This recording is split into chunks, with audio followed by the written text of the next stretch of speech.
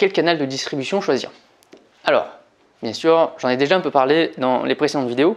On a le choix de choisir justement les canaux de distribution qui nous intéressent. Comment est-ce qu'on peut vendre le produit? Déjà, évidemment, en magasin physique, en supermarché, en hypermarché ou dans un magasin de bricolage, de sport, du textile. Enfin, ça dépend bien sûr du type de produit que vous vendez, mais vous pouvez le vendre dans un magasin physique, donc comme il existe de nos jours. Ensuite, il y a des petits exploitants qui vont faire de la revente directe. Donc par exemple, le producteur de fruits et légumes, il va avoir peut-être un petit local à côté où il va vendre en direct ses fruits et légumes. Le producteur de fromage, c'est pareil, il aura peut-être aussi un petit espace qui sera dédié à sa vente directe. Donc le petit exploitant peut vendre en direct au client. Après, il y a les magasins professionnels, c'est-à-dire tous les grossistes ou les cash and carry par exemple, donc comme Métro, où ils vendent uniquement à des professionnels. Après, vous avez les magasins virtuels, évidemment, donc les sites internet, les sites marchands, les plateformes aussi comme eBay ou Amazon qui sont des places de marché où vous avez plein de vendeurs professionnels qui vendent là-dessus. Donc ça vise un public assez large. Vous avez les applications qui en font partie. Vous avez vraiment pas mal de choses. Vous avez les UC à distance. Donc les unités commerciales qui sont avec une vente à distance, comme la vente par correspondance ou la vente sur catalogue. Donc c'est des moyens assez anciens de vente, c'est les premiers, c'est quasiment, hormis les magasins physiques, c'est arrivé juste, en même temps quasiment, c'était la forme un peu d'internet d'aujourd'hui, d'auparavant du coup. C'est-à-dire qu'avant la vente par correspondance, ça se faisait beaucoup, la vente au porte-à-porte, ça se faisait beaucoup, et la vente sur catalogue avec la Redoute, ça se faisait beaucoup aussi. Après, autre moyen, c'est le click and collect. C'est-à-dire que le client, il va commander sur Internet et il va retirer en magasin. Donc ça, c'est un peu le principe du drive où le client il est chez lui, il va faire ses courses sur le drive et ensuite il va aller les récupérer dans le drive. Et enfin, il y a la notion de multicanal et d'omnicanal, c'est-à-dire que une enseigne peut avoir plusieurs canaux de distribution.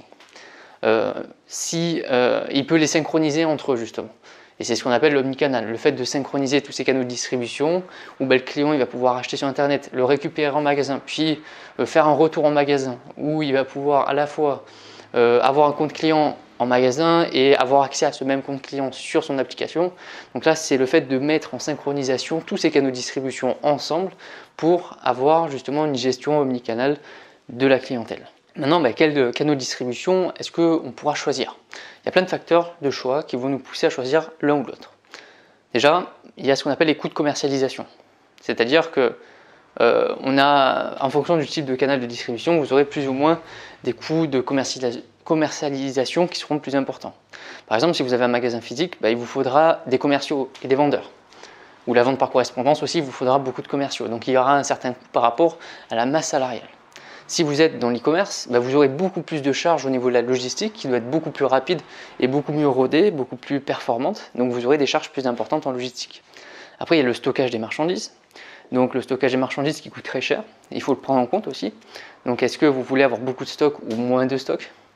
Après, il y a la communication et le marketing aussi à utiliser. Ça fait partie pour mettre en avant nos différents canaux de distribution. Pour faire connaître notre site, il va falloir investir dans la communication. Et évidemment, des opérations promotionnels qui sont des coûts également.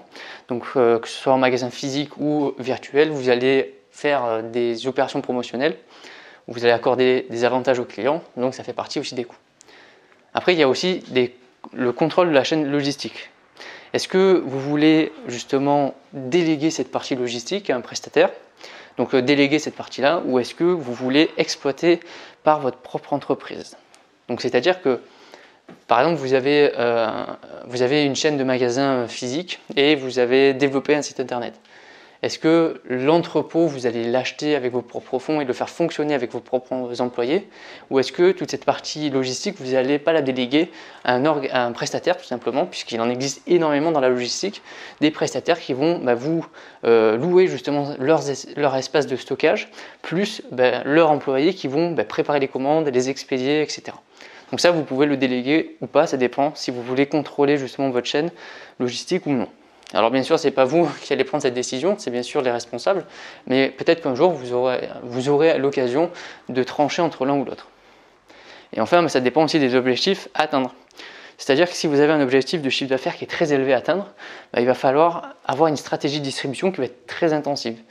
Évidemment, plus vous allez viser des canaux de distribution différents et plus vous avez de chances de vendre et de capter des clients différents. Donc l'avantage, c'est que vous allez pouvoir forcément vendre plus, forcément. Mais après, plus vous avez de canaux de distribution, plus ça va vous coûter cher aussi. Donc il faut que ce soit mesuré. Ça dépend bien sûr de l'objectif qu'on a à atteindre.